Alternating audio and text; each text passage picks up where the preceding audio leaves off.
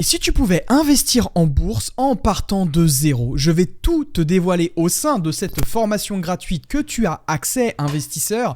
J'espère qu'en tout cas, tu as la forme. Et oui, aujourd'hui, tu vas apprendre donc comment investir en bourse avec un petit capital en partant de zéro et avec le minimum de connaissances. On t'a menti en bourse parce que je sais que tu as déjà entendu certaines de ces phrases. Il faut être riche pour investir, il faut être un expert pour investir. La bourse, c'est comme le casino ou encore ça prend des heures, j'ai pas le temps.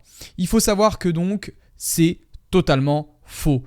Il faut être riche? Non, tu peux investir à partir de 10 euros. Il faut être un expert? Non, pas besoin de grandes connaissances, juste un minimum de bagages pour pouvoir te lancer sereinement.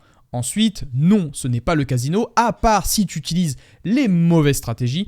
Mais ici, je vais te dévoiler les stratégies qui ont déjà été éprouvées depuis plus de 100 ans, notamment avec certaines stratégies. Bon, je ne vais pas toutes les révéler, ça va être au sein de cette vidéo-là. Et ça prend des heures? Non, seulement 5 minutes par mois. Mais également, voici ce que tu peux faire avec la bourse. En investissant, tu peux te construire ton premier patrimoine grandissant dans le temps, te protéger contre l'inflation, diversifier tes sources de revenus, prendre une retraite anticipée, assurer son avenir financier et celle de sa famille et se créer des compléments de revenus. Et tout ça grâce à la bourse. Oui, c'est possible et c'est ce que tu vas apprendre au sein de cette formation totalement gratuite. Si tu es déjà alléché par cette vidéo, n'hésite pas dès à présent à t'abonner et à laisser un petit pouce bleu sur cette vidéo. On enchaîne. Bien entendu, investisseur, aucun conseil en investissement, mais que de la pédagogie et de l'enseignement. Ensuite, à toi de tirer tes propres conclusions, à toi de te lancer et à toi de faire la part des choses. Je suis en aucun cas responsable de tes pertes. Il faut bien savoir faire cette distinction. Maintenant, passons au sommaire, c'est-à-dire tout ce que tu vas apprendre au sein de cette formation. Premièrement, je vais te dévoiler donc qui est Sequoia, qui suis-je, parce que tu te poses certainement des questions. Si tu veux passer cette partie, tu peux, de toute façon, ça sera timé au sein de cette vidéo YouTube, donc tu peux t'aventurer comme bon te semble, mais tu peux louper de très importantes informations, donc reste bien jusqu'à la fin. Un deuxième point, pourquoi investir maintenant, etc., etc. Pour finir donc sur le dernier point, comme tu peux voir, les 6 règles pour réussir en bourse. Mais voilà, on va donc s'aventurer sur plusieurs points, comment gagner de l'argent en bourse avec 2 stratégies que je vais te présenter pour gagner de l'argent et comment ouvrir ton premier compte en bourse. Et bien sûr, on va aller sur une fiscalité simplifiée. On va donc se lancer sur ce premier point. Qui suis-je? Donc qui se cache derrière Sequoia? Pour me présenter assez rapidement, pour pas prendre trop de temps, j'étais étudiant donc en bac pro en 2016, j'ai obtenu mon bac pro. Donc oui, je viens pas, tu vois, d'un milieu qui est assez aisé. Donc un bac pro, tu vois, c'était plutôt le diplôme par défaut. Ensuite, donc j'ai réussi à intégrer l'université après l'obtention de mon bac pro et je me suis orienté vers une licence qu'on appelle éducation et motricité pour devenir enseignant d'EPS. J'ai obtenu le concours et le master ainsi que mon mémoire et donc je suis passé enseignant d'EPS au sein de l'éducation nationale pour ensuite fonder ma première école qui a été créée en 2018 où j'aide toujours mes étudiants, il y a plus de 6000 étudiants que j'ai formés depuis le début et j'ai fondé donc 2 écoles avec notamment Sequoia qui a été fondée en 2020 et comme je peux te faire voir là tout à droite, eh bien avec les bonnes stratégies tu peux réaliser donc de très très bonnes performances où j'ai réalisé donc en 2021 une performance autour de 7%, 10% par an, enfin sur l'année. Et en 2022 où j'ai réalisé une performance autour de 20, 19%. Comment est-ce que j'ai fait ça? Je vais te révéler tout ça au sein de cette vidéo. Chapitre 2, pourquoi investir en bourse? Je ne vais pas te le refaire, je t'ai déjà dit donc qu'il y avait plusieurs objectifs que tu peux designer selon toi et selon ce que tu veux. D'accord? Tu peux très bien préparer, acheter une résidence principale, te construire un premier capital, tu vois, un premier patrimoine grandissant pour mettre à l'abri tes enfants, pour qu'ils aient beaucoup plus de facilité sur les études supérieures. Bref, tu as compris. Cependant, il y a autre chose que j'aimerais te faire part, c'est qu'il y a de terribles ennemis, en fin de compte, que nous devons combattre à l'heure actuelle et c'est pour ça qu'il est important d'investir. Et moi, j'aime bien dire que ne pas investir est beaucoup plus dangereux que d'investir. Voici pourquoi. Les raisons pour lesquelles j'ai investi mon argent rapidement et pourquoi tu devrais toi aussi le faire, eh bien on fait face, si tu veux, à de nombreux ennemis qui se dressent devant notre argent, qui vient le voler, qui vient le tirer vers le bas. Et donc il y en a 3. Premièrement, l'inflation qu'on va voir. L'ennemi numéro 2, c'est la retraite. Et l'ennemi numéro 3, c'est le salaire. Alors, le salaire, je vais y venir. Premièrement, l'inflation. Pour te faire une traduction, l'inflation, c'est l'augmentation des prix des biens généraux, des services, etc., qui se traduit donc par une baisse de la valeur de la monnaie. Surtout à l'heure actuelle, en 2023, on a eu 2022-2023, on a eu une moyenne d'inflation autour de 5% en France. Et donc, comme tu peux le voir, si tu avais gardé, alors c'est une projection, d'accord? C'est juste pour te donner un exemple. Mais en gros, 5%, voici ce que ça peut faire sur plus de 20 ans, d'accord? Avec 50 000 euros de capital en 2043, donc passé 20 ans, tu peux te retrouver à 18 141 euros. Bien sûr, d'accord, tu n'as pas perdu cet argent, mais par contre, c'est bien ce que je veux te faire comprendre, c'est que tu vas perdre de la valeur. C'est-à-dire que tu peux acheter beaucoup moins de choses avec ton argent demain. C'est pour ça que l'investissement pour contrer l'inflation est important. C'est ce que je te dis là, tu vois, nous gardons toujours la même somme sur notre compte bancaire, mais nous pouvons acheter de moins en moins de choses dû à la hausse du coût de la vie. Et on peut le voir, tu vois, avec ces petites images juste en bas, l'ensemble IPC, donc pour l'indice des prix à la consommation. Tu vois qu'en 2021, en août 2021, on était à 1,9, en juillet 2022, on était à 6,1 et en août 2022, on était monté à 5,8. Et donc tu vois, ça joue sur l'alimentation, on est passé à 1,3 d'inflation en 2021 à 6,8 et surtout, comme tu peux le voir, l'énergie où on avait une inflation en août 2021 à 12,7, on est passé ensuite en juillet 2022 à 28,5%. Donc bref, tu vois que l'inflation a bon dos et donc ça peut se faire ressentir en fin de compte sur ton portefeuille, sur ton salaire, et bien parce que tout va se tirer vers le bas. Et donc c'est ce que je montre juste ici par rapport à ton salaire, c'est que ton salaire ne va pas suivre ce qu'on appelle l'inflation. Et oui, c'est ce que tu vois juste ici, bravo, tu as été augmenté de 0,7% par an. Alors qu'est-ce que ça signifie ce graphique qui vient donc de franceinflation.com? Depuis 1997 jusqu'en 2021, le salaire net moyen dans le privé, j'aimerais préciser, est cependant passé de 2171 euros à 2524 euros, soit une augmentation de ton pouvoir d'achat de 0,7% par an. Et ça, c'est tout simplement meurtrier. Investir pour créer sa propre augmentation est tout à fait possible pour pouvoir augmenter ton revenu avec ce que j'appelle des revenus passifs, des revenus complémentaires qui tombent chaque mois sur ton compte en banque. Tu t'en doutes bien, avec cette hausse de pouvoir d'achat de 0,7% par an sur à peu près 20 ans, eh bien, par rapport à l'inflation moyenne en France qui est aux alentours de 2%, il faut savoir que donc ton salaire se désagrège de plus en plus et c'est pour ça qu'on le remarque aussi de plus en plus en France, c'est que les gens sont de plus en plus impactés par les coûts de la vie, par l'inflation. Ils peuvent acheter de moins en moins de choses et c'est pour ça qu'on a eu des débordements, notamment avec les gilets jaunes, etc. etc. Et il y a autre chose qui se rajoute à ça, c'est la retraite. Et oui, la retraite, c'est 800 euros par mois, voire 715 euros chez les femmes. Et donc comptez surtout pour une potentielle retraite, parce qu'il faut savoir que l'État n'est pas forcément avec nous pour la retraite, c'est toujours reporté à l'avenir. Donc moi je te pose cette question, préfères-tu investir maintenant pour assurer ta retraite et créer des revenus complémentaires ou compter sur l'État pour te verser des restes à vivre? Donc ici, le schéma que je t'ai fait voir, tu vois, c'est le montant moyen de la retraite versée par la Caisse nationale d'assurance vieillesse, le CNAV. C'est 800 euros en moyenne, mais en fait, si tu veux, pour les hommes, ça monte à 908 euros et pour les femmes, c'est environ 715 euros. Ensuite, se rajoute à ça le complément de retraite, donc ça te fait une retraite environ à 1200 euros. Mais bref, voilà, c'est ce que tu auras en tout cas pour ta retraite. Tu l'as compris, investir donc devient nécessaire pour combattre ces 3 ennemis et faire augmenter notre niveau de vie. Troisième point, comment fonctionne la bourse? Il faut savoir que la bourse, il faut le voir comme un marché, comme un grand marché où on peut acheter et vendre ce qu'on appelle des actifs financiers. Ici, nous, ce qu'on va vendre, c'est surtout, ce qu'on va s'intéresser principalement, comme tu peux le voir, on peut acheter des matières premières, mais nous, ce qu'on va voir, c'est surtout ETF, actions, on peut acheter des obligations, etc. Mais nous, on va plus s'intéresser sur les deux stratégies que je vais te dévoiler, c'est avec les actions. Et donc, c'est un lieu, la bourse, pour les actionnaires. Et oui, parce que quand tu vas acheter une action, tu vas devenir un actionnaire. Il faut avoir une action, elle est cotée en bourse et lorsque tu achètes une action, tu détiens donc une part de l'entreprise. C'est ce que je te montre là avec le prix d'action de Coca-Cola. Il y a plusieurs nombres d'actions en circulation dans le monde, d'accord, sur le marché boursier. Et donc toi, tu vas en acheter plusieurs parties, d'accord. Par exemple, une action Coca-Cola, ça coûte 58 $. Donc ensuite, voilà, par rapport au nombre d'actions que tu vas acheter, tu en auras de plus en plus. Et tu pourras avoir plusieurs bénéfices par rapport à ça. Parce que oui, quand tu deviens actionnaire, c'est pas pour faire beau, tu as des avantages, mais les avantages, nous les verrons tout à l'heure. Qu'est-ce que la bourse? Je t'ai parlé, tu vois, d'un marché, mais sauf que certains marchés, il y a des places boursières à travers le monde. Les actions donc peuvent être cotées et vendues, achetées et vendues au New York Stock Exchange, sur l'Euronext ou sur le London Stock Exchange. Donc tu l'as compris, ils sont situés donc aux quatre coins du globe. New York, tu t'en doutes bien, c'est sur Wall Street.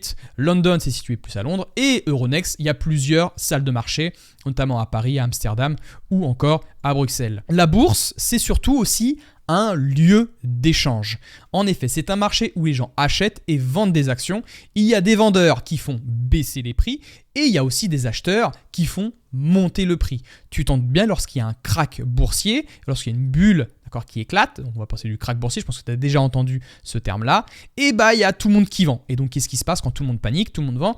Eh bien, le prix d'une action chute. C'est aussi ce qu'on appelle un lieu qui est volatile, c'est-à-dire ce sont des mouvements de prix à la hausse et à la baisse, et donc si l'entreprise génère plus d'argent, ça c'est aussi une potentialité, on peut voir notre prix grimper à l'avenir. Mais si l'entreprise fait des mauvais choix financiers, elle peut perdre de l'argent et donc elle peut voir son cours chuter. Et donc tu vois que la volatilité, par contre, tout dépend de l'horizon de temps, d'accord, où tu regardes tes investissements. Sur 2 ans, tu vois, là nous avons sur le cours d'Apple, ça fait des grosses vagues comme tu peux le voir, mais lorsque tu décompresses le temps sur 20 ans, on peut voir que la volatilité, donc le mouvement de prix, est beaucoup plus étalonné. Il y a toujours eu le même mouvement de prix, d'accord, mais c'est juste que là, tu peux voir que sur le long terme, eh bien, on a une meilleure courbe par rapport à ça. Et donc, plus il y a de la volatilité sur les marchés, plus les prix bougent rapidement sur les marchés financiers, sur la bourse. Et moins il y a de volatilité, plus les prix sont stables et changent lentement. On passe au 4e point, comment gagner de l'argent en bourse. Eh bien, premièrement, tu vas pouvoir réaliser ce qu'on appelle des plus-values. Les plus-values en bourse, ce sont les gains que tu réalises lorsque tu achètes ou lorsque tu vends une action pour un prix plus élevé pour celui pour lequel tu l'as acheté. Par exemple, voilà, tu achètes du Tesla à 1 000 $, tu le revends 2 000 $ un peu plus tard. C'est fictif, d'accord, les prix ne sont pas aussi hauts. C'est juste pour te montrer. Et tu as gagné 1 000 $, tu as fait une performance qu'on appelle un rendement de 100%. Je t'ai montré donc 2 de mes positions, par exemple, là, que j'ai acheté en bourse. Il y a Chevron, donc c'est une entreprise plutôt donc pétrolière, une action pétrolière, où j'ai réalisé plus 106% de performance. Et tu as BlackRock avec une moins-value, tu vois, de 9,25%. Qui peut te montrer voilà, comment réaliser des moins-values. On peut aussi réaliser ce qu'on appelle des moins-values au sein de notre portefeuille. Je dis latente parce que latente, ce sont des moins-values qui ne sont pas enregistrées. C'est-à-dire que je n'ai pas vendu, mais j'ai investi mon argent là-dessus. Tant que je ne vends pas, je n'ai pas perdu. Tant que je ne vends pas aussi, je ne peux pas gagner. Deuxième façon de s'enrichir en bourse, c'est de recevoir des dividendes. L'entreprise dont tu es actionnaire te versera de l'argent sur ton compte titre ordinaire, CTO, ou ton plan d'épargne en action. Si je parle chinois, ne t'inquiète pas, on verra ces comptes. C'est ces comptes pour investir en bourse plus loin au sein de ta formation. Suite à l'achat d'une ou de plusieurs actions, l'entreprise te rémunère par la distribution de dividendes. Le dividende, c'est lorsqu'une entreprise génère des bénéfices au sein donc, de l'entreprise, elle peut décider d'en verser à ses actionnaires. Mais attention, ce n'est pas obligatoire, d'accord ? Toutes les entreprises qui sont cotées en bourse ne sont pas obligé de verser des dividendes, d'accord? Il faut bien faire, excuse-moi, je replace mon micro, il faut bien faire la part des choses. Par exemple, tu vois, là, je t'ai montré 2 actions que je possède. Tu as LVMH où j'ai reçu des actions, tu vois, qui sont à 12 € par action et Coca-Cola qui est à 1,76 € par action. De toute façon, on va y revenir justement sur cette stratégie un peu plus loin, je ne vais pas trop dans les détails. Ensuite, il y a une 3e façon de gagner de l'argent, c'est ma stratégie que j'ai particulièrement, c'est de gagner 2 fois. C'est-à-dire que tu vas recevoir des dividendes chaque trimestre, semestriellement, annuellement ou même mensuellement. Tu as des actions à dividendes qui te versent mensuellement des dividendes. Et tu peux aussi gagner ce qu'on appelle en plus-value. Donc en fait, tu vas gagner en plus-value. Mais ce qui est intéressant avec les actions à dividendes, c'est qu'ils vont augmenter la croissance du dividende. Et ça, enfin, qu'ils vont augmenter leur montant du dividende. Du coup, ce qui fait que les entreprises, on peut eh bien, on peut s'enrichir, on peut dépasser notre salaire. Notre salaire, tu vois, qui augmente de 0,7% par an, comme on a vu. Il y a certaines actions à dividendes qui augmentent leurs dividendes de 15 à 20% par an. Là, il y a moyen qu'on s'enrichisse sur le long terme si on sait combiner les deux. Et bien sûr, ensuite, il y a une autre stratégie qu'il faut respecter pour s'enrichir. Ce sont les intérêts composés qui consistent à réinvestir, donc ce que je te montre là, les dividendes et les plus-values pour faire grandir, tu vois, ton capital dans le temps. Pour te montrer par exemple un simple exemple, avec un rendement de 10,43% par an et un versement mensuel de 500 € par mois. Alors 10,43% par an, c'est l'ETF du S&P 500 qu'on verra dans la stratégie après les actions à dividendes. Tu vois, si tu patientes 40 ans, eh bien tu peux aller jusqu'à 3,5 millions de gains en respectant donc une bonne stratégie. Et donc ça, souvent, les gens ne comprennent pas, mais avec les intérêts composés, les gains sont tout à fait exponentiels. Et donc là, tu te demandes, mais comment est-ce que ça fonctionne en fait, ces intérêts composés? Parce que je suis sûr que ces chiffres-là commencent à t'emballer un petit peu. Eh bien, en fin de compte, il y a différentes étapes à respecter. Tout d'abord, tu déposes de l'argent, d'accord, comme je le montre ici, avec un taux, peu importe. La première année, donc, tu recevras 800 € d'intérêt, donc avec des gains, donc tu auras 20 800 €. Et ensuite, la deuxième année, vu que tu réinvestis tes 20 800 €, eh bien, ces intérêts vont générer d'autres intérêts sur ces autres intérêts qui vont donc augmenter. Imagine une boule de neige en fin de compte que tu pousses de plus en plus vite et qui va grossir petit à petit. Et imagine en plus si tu injectes une épargne mensuelle sur tes investissements, eh bien donc tes gains augmentent avec le temps. Maintenant, tu me dis, Sony, là, tu es en train de m'arnaquer, je suis sûr, parce que tu es en train de me vendre un peu du rêve. La question que je dois te poser maintenant, c'est est-ce que c'est risqué? Alors, oui et non. Tout investissement, déjà d'une, si une personne te dit que c'est sans risque, ce n'est pas vrai. Tout investissement comporte des risques investisseurs, mais nous avons les moyens de les réduire drastiquement. Premièrement, les intérêts composés sont tout à fait vrais. Tu peux faire avec des calculatrices, il y en a plein sur Internet. Mais il y a aussi des données statistiques qui nous permettent donc d'élaborer des stratégies qui ont déjà été éprouvées dans le temps, comme nous le montre par exemple la source de BlackRock et de Morningstar sur le S&P 500. C'est le S&P 500. On va y revenir, mais en gros, c'est le marché américain. De 1929 à 2019, il faut savoir que donc le taux de pourcentage que tu peux voir en blanc de risque de perdre ton argent diminue avec le temps. Sur un mois, on a 38% de perdre de l'argent. Sur un an, on a 25%. Sur 5 ans, on passe à 11%. Sur 10 ans, 5%. Et sur 15 ans, comme tu peux le voir, on est à 0,2%. Et j'aurais même bien rajouté une autre petite colonne. Passé 20 ans, notre chance de risque de perdre de l'argent sur le S&P 500 passe à 0,001%. Donc en gros, très très faible. C'est pour ça que je te dis qu'il y a des stratégies à respecter et tu es au bon endroit, en tout cas pour en apprendre davantage. 5e point, on va passer aux stratégies investisseurs, on va passer aux actions à dividendes. Est-ce le revenu par excellence? C'est ce qu'on va voir. Les actions à dividendes, déjà, qu'est-ce que c'est? Un dividende est une partie des bénéfices redistribués à ses actionnaires, comme je te l'ai mentionné. Une entreprise qui génère de l'argent, d'accord, a plusieurs possibilités pour l'utiliser. Okay, jusqu'à là, je pense que tu n'es pas perdu. Premièrement, on prend Apple. Apple, avec ses bénéfices, peut payer ses dettes, elle peut réinvestir dans sa croissance, elle peut acquérir d'autres entreprises, elle peut racheter ses actions. C'est une autre stratégie aussi qu'on voit dans l'écosystème Sequoia, mais je t'en dis pas plus.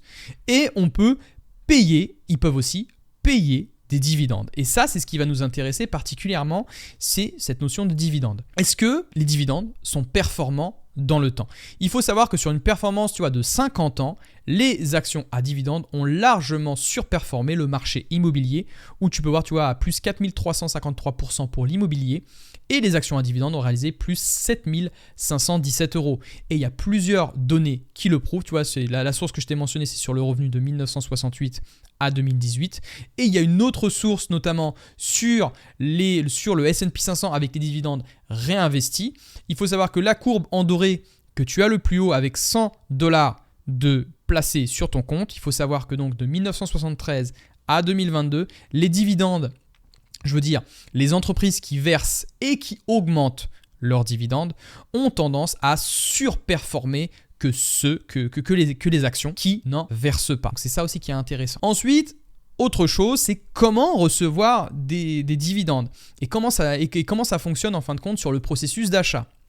Donc en fait, tu as Coca-Cola qui est coté en bourse par exemple, et comme je te l'ai mentionné, tu as un nombre d'actions en circulation. Tu vas acheter par exemple 3 actions à 58$, et donc tu vas obtenir des dividendes avec un montant par action de 1,76$ par an. Et donc toi ou moi, d'accord, selon les actionnaires, on va recevoir des gains. Il faut savoir qu'aussi, il y a cette notion de rendement au niveau des actions à dividendes. C'est-à-dire qu'ils vont te verser un pourcentage par rapport à la somme que tu as investie. Le calcul du rendement est assez simple à calculer, d'accord, pour savoir combien est-ce que tu peux gagner, enfin combien est-ce que tu peux obtenir en dividende. C'est tout simplement le montant du dividende qui est distribué divisé par le prix de l'action. Et pour te donner un ordre d'idée, si tu investis 1 000 €, tu peux gagner par année ce genre de somme. C'est-à-dire que tu peux gagner, par exemple, en investissant 1 000 € sur Air Liquide, tu peux gagner 19,8 € par an. Sur PepsiCo, tu peux gagner 26,5 €. 3M 41, AT&T 61,6 € et Nexity, tu peux gagner 118 €. Autre chose aussi qu'il faut faire très attention, investisseurs, c'est que plus le rendement est haut sur le dividende, plus les risques augmentent. Il ne faut pas choisir une action uniquement pour son dividende. Pourquoi ?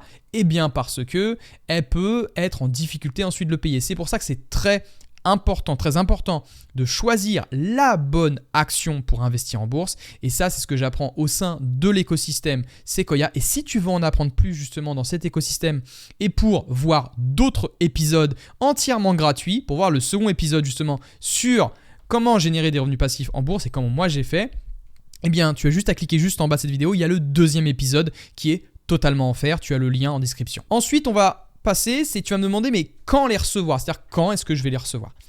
Selon la politique de distribution du dividende de l'entreprise, la fréquence peut différer. Rappelle-toi, avec Coca-Cola, je t'ai dit c'était 1,76$ par an. Mais il faut savoir que c'est versé ce qu'on appelle en plusieurs coupons. C'est-à-dire par exemple, en février, tu peux recevoir 0,44$. En mai, tu vas recevoir 0,44$ et en gros, trimestriellement, tu vas recevoir des dividendes. Et il faut savoir que donc tu peux te construire un calendrier pour recevoir des dividendes mensuels, donc des revenus complémentaires mensuels, si tu choisis bien tes entreprises qui versent à intervalles plus ou moins réguliers. Par exemple, tu vois, Coca-Cola, alors ça, c'est pas les bonnes dates, d'accord, c'est juste pour schématiser, ok. Il y a différentes dates en fonction de différentes actions que tu vas prendre, d'accord. Mais par contre, il y a des entreprises, par exemple, tu peux prendre, moi je sais que LVMH verse son dividende semestriellement, elle va verser son dividende en avril et en décembre. Et donc c'est là que c'est intéressant, tu vois, si tu investis sur plusieurs actions, tu peux te créer vraiment un calendrier. Et c'est ce que je montre, tu vois, juste ici, investisseur, c'est que tu peux recevoir des dividendes par mois, trimestriellement et par année, et même semestriellement avec ce que je t'ai fait voir, tu vois, avec LVMH. Donc voilà, donc trimestre, tu as Microsoft, AT&T, AbbVie. Par mois, tu as différentes rates aussi qui peuvent te verser, tu vois, 12 fois par an, etc., etc. Il y a aussi autre chose qu'il faut bien distinguer quand tu vas recevoir un dividende, c'est au niveau de ces différentes dates. Premièrement, quand tu investis sur une action à dividende, l'entreprise va se rassembler et va voter, d'accord, pour décider de la somme à verser à leurs actionnaires. Donc bien sûr, il y a un bilan comptable, d'accord, avec chiffre d'affaires et bénéfices pour savoir combien est-ce qu'ils peuvent verser. Ensuite, tu as la date de détachement. Ce n'est pas la date de paiement. La date de détachement, c'est ce que détermine si tu as le droit à ton dividende. Achète l'action à J-1 et tu auras le droit à ton dividende. Si tu passes cette date, par exemple là tu vois j'ai mis le 22 mars, si tu passes cette date, tu n'auras pas le droit à ton dividende. Et ensuite par exemple le 1er avril, la date de paiement tombe, félicitations, tu as reçu ton dividende. Et c'est là que ça devient intéressant. Maintenant, une question qui revient très souvent, c'est Sony, c'est que 3,14% de rendement par an, c'est pas rentable ce que tu me proposes. En fait, il y a une chose aussi, si tu as retenu ce que je t'ai dit auparavant, c'est que le rendement va augmenter dans le temps avec le montant du dividende qui augmente en parallèle. Comme je te l'ai dit, le rendement n'est jamais fixe. En effet, ici, accroche-toi bien, essaie de te concentrer. Je t'ai mis donc l'exemple là. Il faut savoir que le rendement va augmenter si le montant augmente et si ton prix d'achat reste le même. Ici, je t'ai fait part, tu vois, avec l'entreprise Home Depot. En 2018, imaginons que tu as donc Home Depot verse un montant du dividende, tu vois, de 1,16$. Tu es d'accord avec moi? Et tu l'as acheté à 42$, d'accord, le 3 janvier 2012. Ce qui te donne un rendement, tu vois, de 2,76%. Mais maintenant que nous sommes arrivés en 2022, tu as toujours le même prix d'achat, d'accord, parce que tu l'as acheté en 2012. Mais le montant du dividende a augmenté à 7,60 $, ce qui te donne in fine un rendement de 18,09% par an. Et oui, donc comme tu peux le voir, Home Depot a fait croître son dividende de manière exponentielle dans le temps et c'est ça qui est très intéressant en fin de compte avec les actions à dividende, c'est que le rendement en fin de compte, ce qu'on appelle le yield on cost ou le rendement sur coût, augmente avec le temps, ce qui te permet donc de dépasser la performance annualisée du S&P 500 sur 100 ans qui se situe aux alentours de 10,43% par an. C'est là que les actions à dividendes deviennent intéressantes. Mais cependant, c'est pour ça que moi je ne choisis jamais une action à dividende juste pour son rendement. Je mesure surtout si elle est capable de faire croître son rendement dans le temps, enfin de faire croître son montant du dividende. Et comment est-ce qu'elle peut le faire ? Eh bien tout simplement si l'entreprise a une bonne santé financière. Et bien sûr, pour évaluer une bonne santé financière de l'entreprise, il faut savoir analyser un petit peu avec quelques critères d'investissement. Et c'est ce que j'apprends au sein de l'écosystème Sequoia, notamment avec Dividende Evolution. Ensuite, l'intérêt d'avoir patienté 30 ans, c'est notamment le cas avec Warren Buffett et Coca-Cola. Une vision court terme de quelqu'un qui ne connaît pas les dividendes dirait simplement c'est que 3% par an. En effet, tu vois, avec un dividende annuel à 1,76 $ et avec un prix de l'action actuel à 63,10 $, eh bien ça donne 3% par an environ. Mais maintenant, avec une vision beaucoup plus long terme, il faut savoir que Warren Buffett a acheté ses actions Coca-Cola en 1988 à un prix aux alentours de 2,84 $. C'est là où il a acheté la grande majorité de ses actions Coca-Cola. Coca-Cola a augmenté, a réalisé une croissance formidable de son montant du dividende chaque année en respectant, tu vois, étape par étape comme tu peux le voir, lentement mais sûrement depuis plus de 60 ans, ce qui nous donne donc un rendement du dividende actuel de Warren Buffett de 62% par an. Et c'est là que ça devient forcément très intéressant. J'ai parlé justement de 60 ans de manière consécutive, c'est-à-dire que verse et augmente par an, et il y a plusieurs entreprises comme ça, il n'y a pas que Coca-Cola. En effet, il y a ce qu'on appelle des super catégories d'actions à dividendes.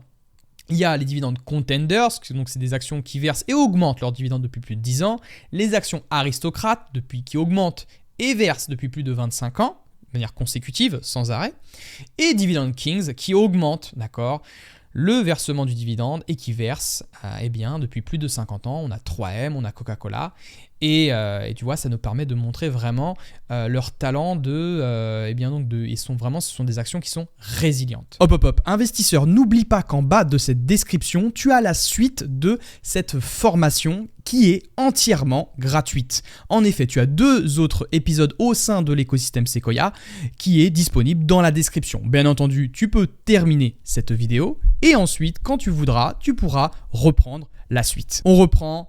C'est parti. Stratégie numéro 2, investisseur, les ETF. De 0 à un patrimoine de millionnaire, est-ce que c'est possible ? Mais la question que tu dois te poser à l'heure actuelle, c'est qu'est-ce qu'un ETF ? Un ETF pour Exchange Traded Funds est un fonds, alors c'est un fonds indiciel coté en bourse qui est proposé par plusieurs intermédiaires financiers comme des fonds d'investissement, des émetteurs, des banques traditionnelles, des banques en ligne, des émetteurs d'ETF.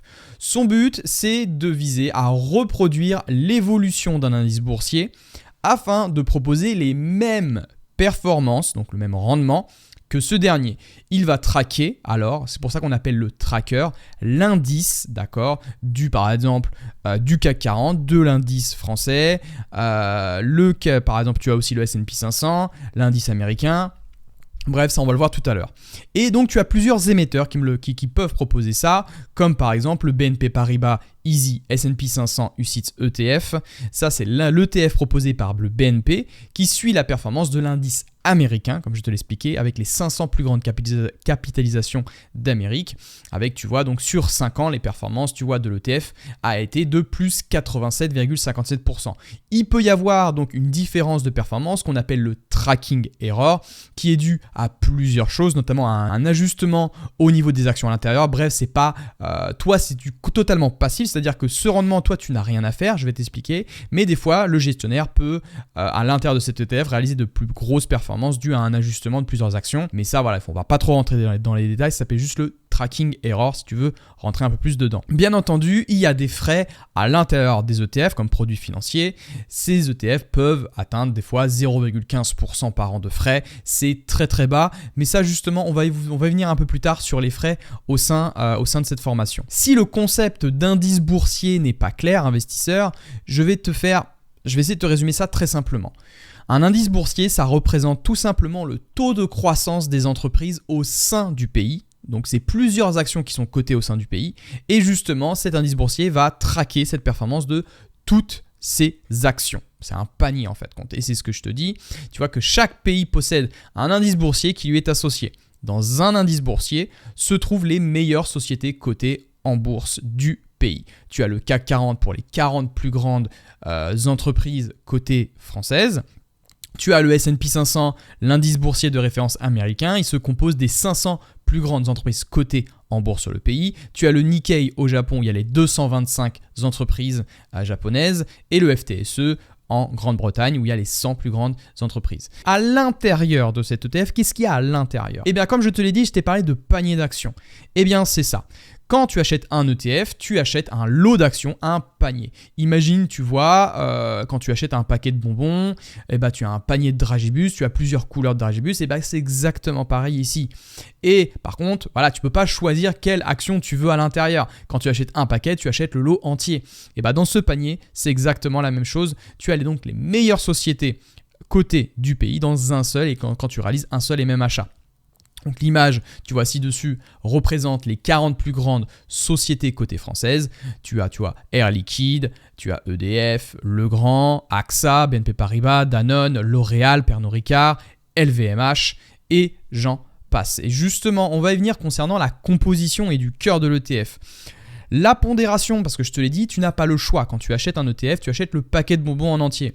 La pondération des actions à l'intérieur d'un ETF est décroissante, c'est-à-dire que tu as des actions qui sont pondérées, tu vois, de manière plus ou moins forte à l'intérieur. C'est-à-dire que tu as plus, par exemple, de bonbons bleus à l'intérieur de ce paquet de dragibus que de bonbons rouges. Et c'est un peu pas pareil. Les bleus, tu vois, c'est LVMH. Pourquoi est-ce que l'indice fait ça ? Parce que tout simplement, ce sont les meilleures entreprises cotées, d'accord, les plus performantes et celles qui rapportent le plus d'argent, qui sont au-dessus de l'indice. Donc par exemple, tu vois, LVMH a un poids dans l'indice de 12,05%. Total Energy, tu vois, de 8,59%, ce qu'on appelle une pondération en termes de pourcentage. Et donc ça, tu vois, c'est l'ETF qu'on appelle le Lyxor CAC 40. Et ici, LVMH, comme je te l'ai dit, pèse énormément lourd. Pourquoi ? Parce que LVMH est le pilier, d'accord, de l'entreprise, le pilier du CAC 40. Parce qu'elle réalise de très bonnes performances, historiquement parlant. Petite pause investisseur, juste pour te demander, si tu m'écoutes sur YouTube, de laisser 2 gros pouces bleus et également à t'abonner. Et si tu m'écoutes à la fois sur Spotify ou sur Apple Podcast, n'hésite pas à laisser un avis 5 étoiles. Ça permettra d'aider au podcast à être mieux référencé et permettre à d'autres personnes aussi de se former gratuitement sur la bourse. Je compte sur toi. Allez, on reprend. Et ensuite, tu vois, c'est ce que je te dis, quand tu achètes un ETF, tu achètes un lot d'actions. Mais comme tu ne choisis pas, il y a un très gros avantage, c'est que tu vois, souvent les actions individuelles, si tu veux faire du stock picking, notamment quand tu veux faire des actions à dividendes, tu vas acheter donc une action. Sauf que cette action peut être particulièrement chère. Ici, par exemple, LVMH, en septembre 2023, elle tourne aux alentours de 729 €. Mais si tu achètes un ETF qui contient donc du coup LVMH, eh bien tu achètes de l'ETF, tu vois, en septembre 2023 à 33,45 € et tu as LVMH à l'intérieur. Néanmoins, tu es d'accord, tu n'auras pas les mêmes performances. Pourquoi ? Parce que si tu as suivi précédemment, tu n'es pas pondéré de la même manière. Pareil avec Microsoft qui se situe aux alentours de 320 $ en septembre 2023. Le prix peut varier, tu es d'accord avec moi. Et avec l'ETF du BNP Paribas Easy S&P 500, tu peux l'avoir à 20,13%. Bien entendu, il ne sera pas pondéré de la même manière que si tu achetais une action, une vraie action véritable en stock picking. Et tu t'en doutes bien, ce qui est intéressant avec les ETF, c'est que tu vas te diversifier en un seul achat, puisque tu n'es pas obligé d'acheter, t'imagines, acheter les 500 plus grandes entreprises américaines cotées en bourse, une par une comme ça peut être très lourd. Ici, en un seul achat, tu te diversifies vraiment avec un paquet d'entreprises. Et ce qui est bien, c'est que tu vois, tu as plusieurs ETF qui suivent donc plusieurs pays, comme le S&P 500, comme le Stoxx Europe 600 qui va suivre donc les entreprises européennes, moyenne, le CAC 40, tu as le MSCI Emerging Market qui va suivre les pays émergents. Et sinon, tu as aussi le fameux, le MSCI World qui reflète la performance d'un panier de près de 1700 valeurs mondiales, ce qui est très intéressant pour se diversifier. Alors, petite aparté, le MSCI World est quand même composé de 69%, c'est-à-dire qu'il est exposé, il est pondéré à 69% aux États-Unis.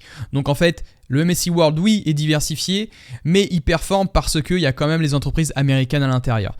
Donc voilà, c'est du World, oui, mais tu es très exposé quand même sur le marché américain. Et ce qui est merveilleux avec ces ETF-là, c'est que tu fais fonctionner les intérêts composés. On en a déjà parlé, mais j'aimerais te le redire parce qu'en fait, tu as des ETF qu'on appelle capitalisants, c'est-à-dire qui vont recevoir les dividendes à ta place et qui vont les réinjecter automatiquement, ce qui fait grossir cette boule de neige et qui fait fonctionner les intérêts composés. Et comme ça, tu vois, comme tu peux le voir, au bout de 33 ans, avec 300 € par mois, il est possible de créer un patrimoine de plus de 1 million d'euros. Donc comme tu peux le voir, 1 100 848 €. Donc tu vois, avec un rendement de 10,43% par an. Alors pourquoi 10,43% par an ? Parce que c'est la moyenne annualisée du S&P 500 sur plus de 100 ans. Les données historiques nous ont montré que oui, le S&P 500 est performant dans le temps. Mais par contre, voilà, je tiens quand même à souligner, à point de vigilance, c'est que les performances passées ne sont pas un indicateur fiable des performances futures, mais on peut s'y accrocher. Mais il faut rester quand même vigilant sur les performances passées, comme je l'ai dit. Et donc voilà, pour te montrer encore quelque chose de plus parlant, tu vois, avec les performances, tu vois, la force des intérêts composés, la courbe des gains en réinjectant les intérêts ici sont sans nul doute, sans commentaire. C'est-à-dire, tu vois, sans réinjecter les intérêts composés, tu vois, là, c'est des années de 1960 jusqu'à 2016. Et donc, sans les intérêts composés, on serait à 385 $ de gains. 385 000 $ de gains. Et en réinjectant les intérêts composés, on est à plus 2 120 940 $. Donc c'est là, tu vois, que c'est très important de bien réinvestir ces dividendes pour pouvoir croître dans le temps et faire fonctionner les intérêts composés. C'est là que ça explose et que ça décuple tes gains. Mais par contre, je t'en doute bien, pour faire fonctionner les intérêts composés, il y a une composante qui est très importante, c'est la patience. Ici, tu peux paniquer, tu vois. Si tu commences à investir, tu vois, sur le l'ETF du S&P 500, et bah tu dis oui, ok, sur 6 mois, bah en fin de compte c'est nul, j'ai perdu 4,63%. Voilà, j'ai fait une moins-value. Mais par contre, sur le long terme, tu vois, là sur une période de 10 ans, eh bien tu aurais fait x4 sur ton capital avec plus 288,70% sur le S&P 500. Alors, rappelle-toi, investisseur, je t'avais parlé de quelque chose concernant les ETF capitalisants. Il y a aussi un autre type d'ETF qui s'appelle le distribuant. En effet, qu'est-ce que ça veut dire tout ça ? C'est tout simplement pour définir la politique de distribution du dividende. Attends, là, tu vas me dire, Sony, tu m'as parlé il y a quelques instants d'une stratégie à dividende. Maintenant, tu me dis que les ETF versent aussi des dividendes. Eh bien oui. Pourquoi ? Parce que je te rappelle que les ETF, ce sont à la base des actions. Lorsqu'une entreprise génère des bénéfices, et elle peut donc, comme je te l'ai dit, distribuer des dividendes. Et dans un ETF, c'est exactement la même chose. Et justement, c'est ce qu'on va voir juste ici. En fait, tu as deux types d'ETF. Premièrement, tu as l'ETF qu'on appelle capitalisant.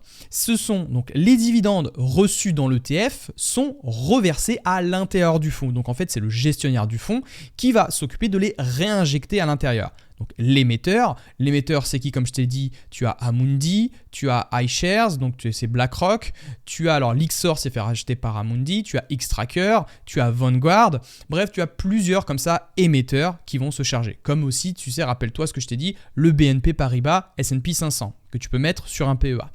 Et bien en fin de compte, l'émetteur va se charger de réinvestir les dividendes dans ces actifs. Et ce qui est bien par rapport à ça, on va y venir aussi par rapport à la fiscalité, mais sur le capitalisant, tu échappes totalement à l'imposition à 30% de flat tax ou sur le barème progressif. Bref, les impôts, t'inquiète pas, on y reviendra. Mais de toute façon, tu pourras croiser avec justement cette donnée. Donc en bref, le capitalisant, c'est très bien pour échapper sur l'imposition sur le dividende, parce que ce n'est pas toi qui reçois le dividende, mais bien l'émetteur. Donc tu t'en doutes bien, ici le profil d'investisseur, c'est pour ceux qui veulent faire grossir un patrimoine sur le long terme et pour aussi avoir pourquoi pas un gros capital ensuite pour se servir comme on veut à la retraite. Donc il y a ça aussi qui peut être intéressant, mais par contre tu ne reçois pas de dividende, donc il n'y a pas de revenu passif. Et néanmoins, si tu veux construire des revenus complémentaires avec les ETF, tu peux aussi très très bien grâce aux ETF distribuants. Ici, les dividendes obtenus au sein de l'ETF eh bien, seront reversés sur ton compte, donc ton compte titre ordinaire ou ton PEA. Ici, tu décides d'allouer tes dividendes où tu le souhaites. C'est-à-dire que tu reçois tes dividendes, tu peux les réinjecter où tu veux, vers d'autres actions, vers d'autres types d'actifs comme les SCP ou le crowdfunding. Ça, c'est toi qui vois. Et ici, le profil d'investisseur, c'est pour ceux qui souhaitent être dans une phase de rentier, d'accord, que j'appelle comme ça, et qui veulent recevoir donc, des revenus passifs, mais aussi de se construire, donc pourquoi pas, des revenus complémentaires à la retraite, sans forcément savoir quand vendre. Parce que aussi, ça, le capitalisant, c'est un problème. C'est-à-dire que si tu vends donc une partie de ton ETF au pire moment, c'est-à-dire quand le S&P 500 a baissé de plus de 10%, je ne sais pas combien, tu décides de revendre à ce moment-là, et bien en fin de compte, tu n'auras pas la somme que tu souhaites pour ta retraite. Contrairement au distribuant où tu reçois une somme, donc si tu reçois bien sûr, si tout se passe bien au sein de l'ETF, tu vas recevoir donc des dividendes de manière régulière et bien étalonnés dans le temps. Donc voilà, ça c'est bien les choses à différencier sur ces deux types d'ETF. Il faut savoir que ces deux types d'ETF, bien sûr, n'ont pas le même objectif. Je pense que tu as compris. On peut passer à la suite. Passons un peu dans le vif du sujet. Où est-ce que je peux ouvrir mon compte en bourse? Il faut savoir que tu as deux comptes possibles. Alors en tout cas, moi, ce sont les comptes que j'utilise. Tu en as plusieurs autres comme l'assurance vie, mais que je n'utilise pas personnellement. Pour investir en bourse, tu dois passer généralement par ces deux enveloppes. En tout cas, c'est les plus optimisés en termes de frais. Les frais, on va y venir. Tu as le CTO pour le compte titre ordinaire et tu as le PEA pour le plan d'épargne en action. Je vais te les expliquer un par un. Pour le CTO, le compte titre ordinaire, il est ouvert à tous parce que tu vas voir que contrairement au PEA, le PEA a une petite spécificité. En termes de limite de versement, donc de plafond de versement, tu n'es pas limité, tu peux verser autant que tu veux. Tu as un large choix d'investissement, c'est-à-dire que tu peux investir sur n'importe quel ETF, tu as une plus grande gamme de choix comparé au PEA. Tu as également, tu peux investir sur les actions américaines en stock picking, donc individuellement. Tu peux investir sur les actions chinoises, sur les actions canadiennes. Bref, t'as compris.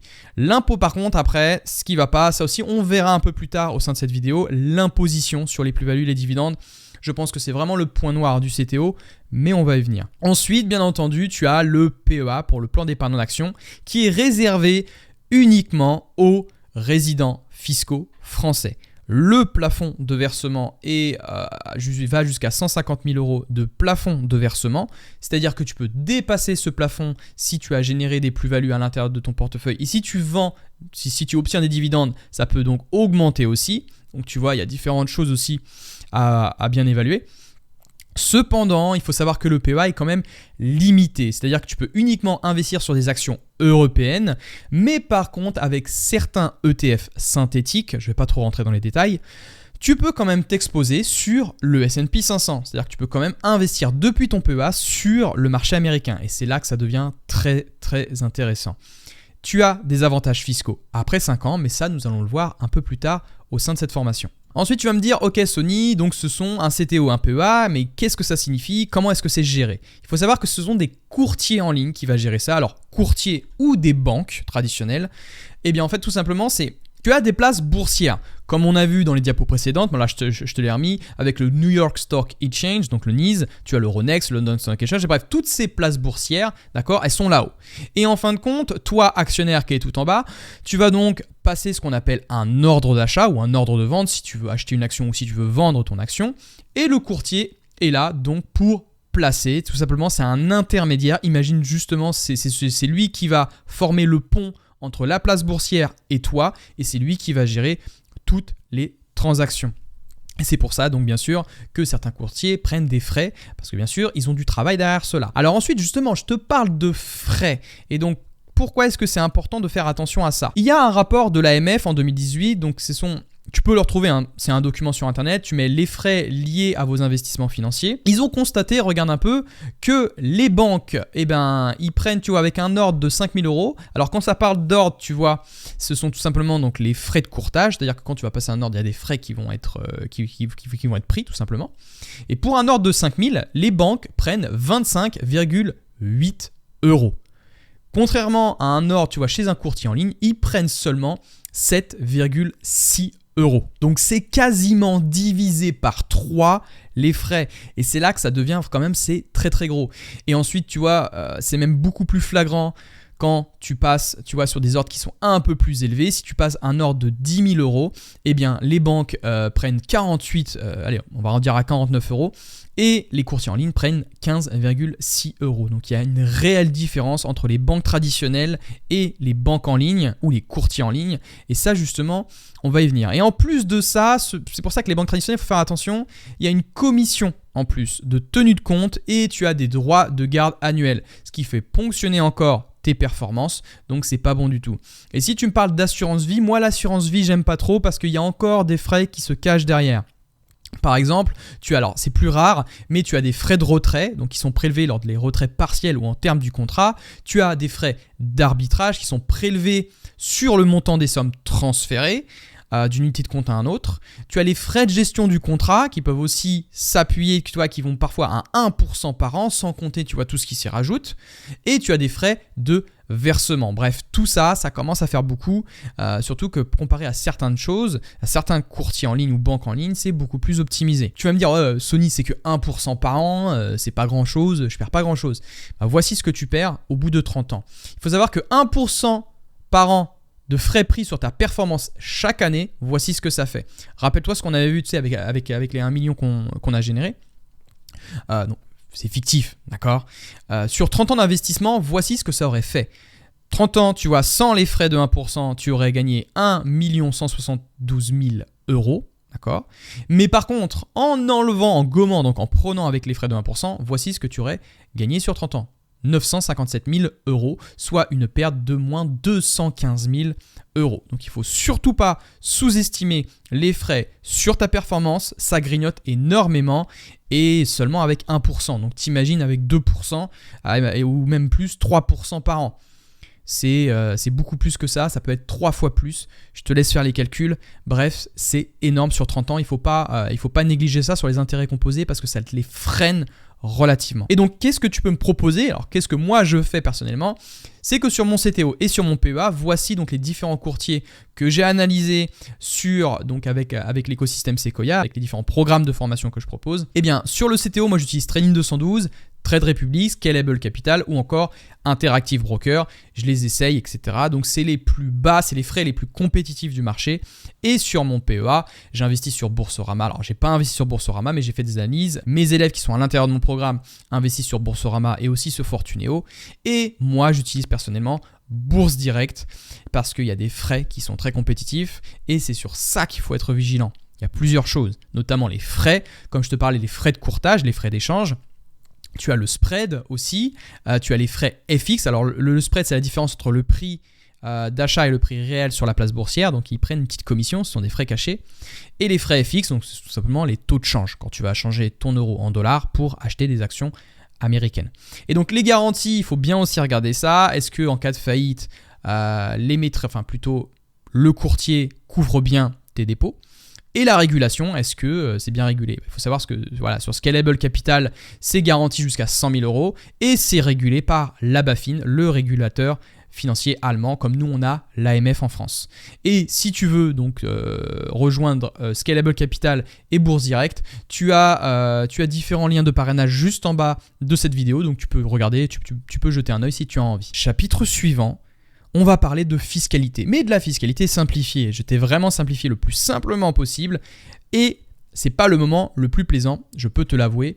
Et donc on va aller premièrement sur le compte titre ordinaire. Il faut savoir que les deux comptes sont soumis à des impositions totalement différentes. Sur le CTO, tu vas être imposé majoritairement ce qu'on appelle à la flat tax. Tu peux aussi parler de barème progressif, mais ça, il y a différentes stratégies si tu veux pour optimiser les impôts, mais j'en parle beaucoup plus au sein du dividende d'évolution de mon programme en ligne. Mais là, tu vas être imposé à la flat tax donc sur tes plus-values réalisées, donc vendues, que tu vas vendre, et sur les dividendes que tu perçois. Et ça, par contre, c'est mauvais. Justement, c'est le point à savoir que j'aimerais te faire entendre. C'est que même si les dividendes et les plus-values vendues sont réinvestis à l'intérieur du compte titre ordinaire, tu es quand même imposé. Et justement, c'est contrairement au PEA, c'est là où est sa force, on y reviendra. Et donc, tu me demandes la flat tax, c'est quoi de 30%? C'est tout simplement, tu as 12,8 d'impôt sur le revenu et tu as 17,2 de prélèvements sociaux. Ce qui donne 30% de PFU, donc ce qu'on appelle le prélèvement forfaitaire unique ou la flat tax. Et donc on va venir maintenant sur le PEA. Pourquoi est-ce que le PEA c'est intéressant?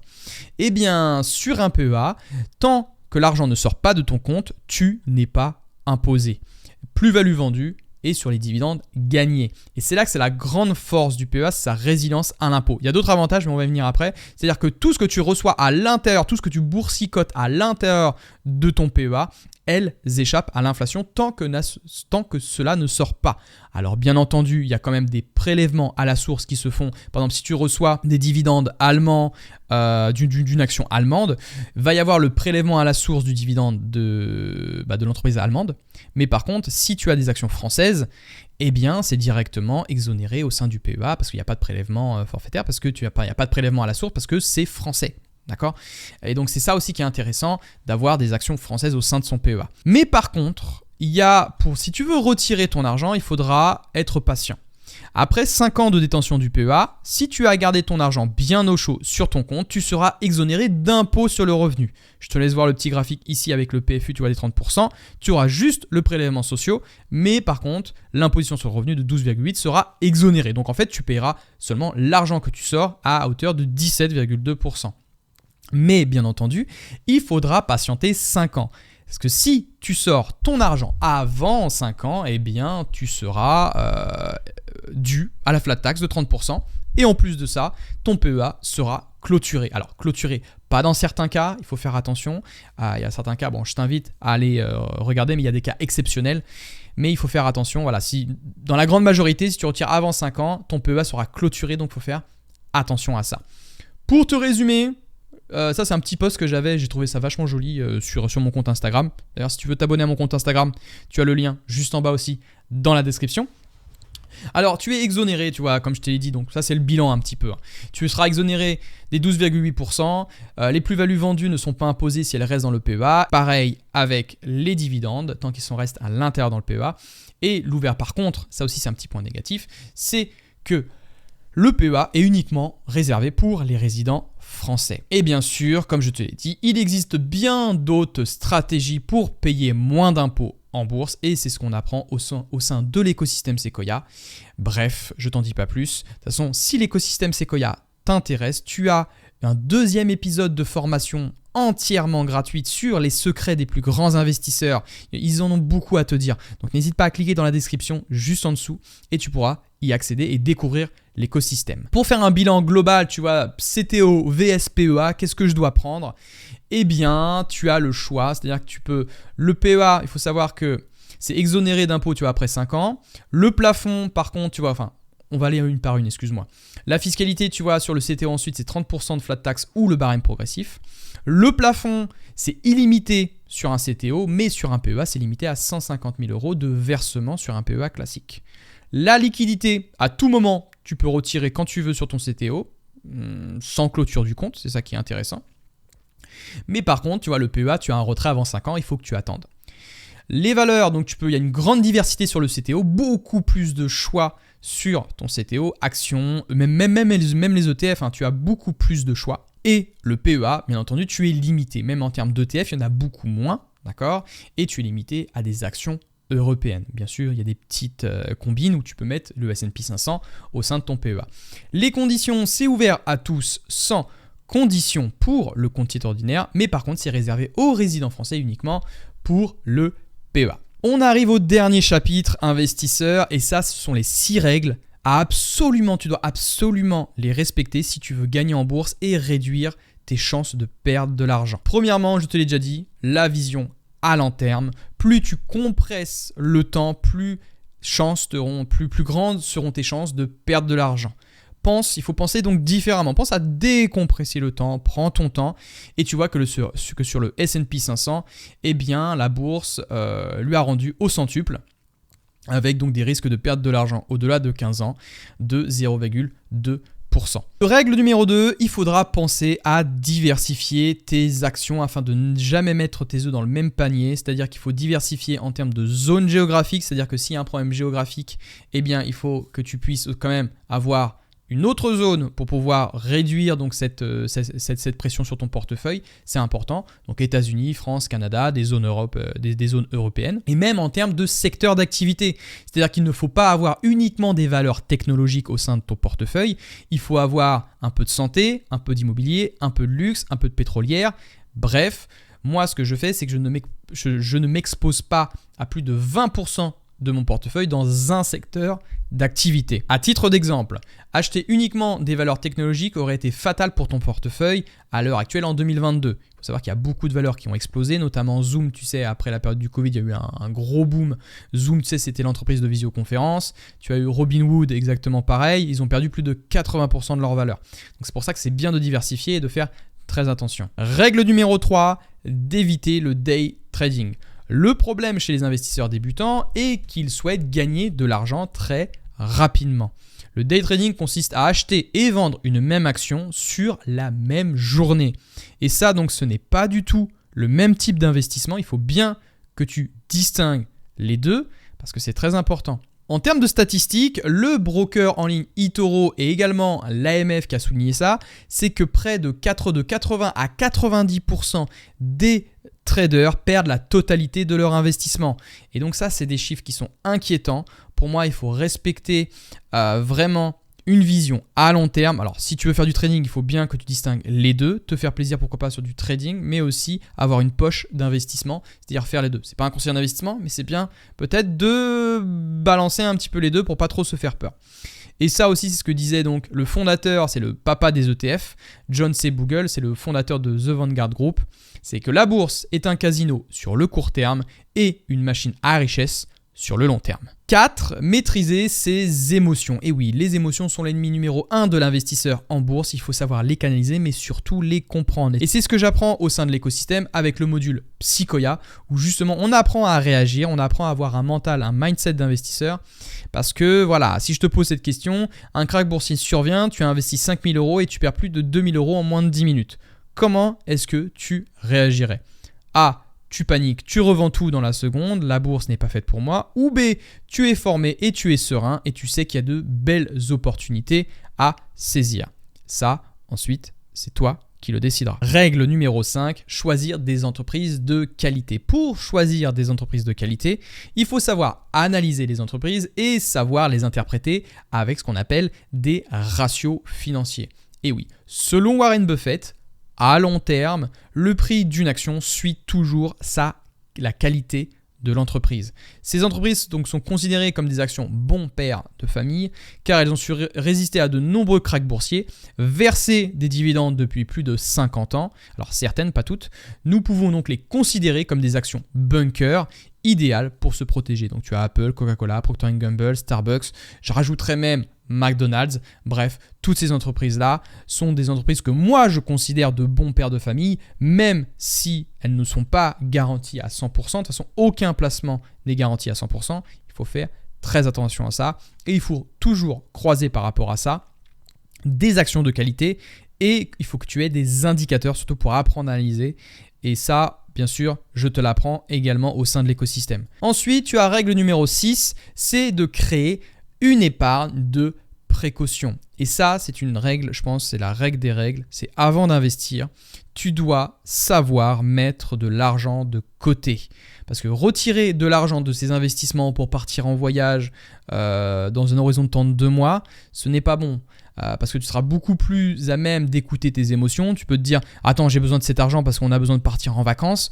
Je vais retirer ça tout de suite parce que je vois qu'en plus je perds de l'argent. » Non, vraiment, la poche investissement, il faut voir que l'argent que tu as placé, c'est de l'argent qui est perdu.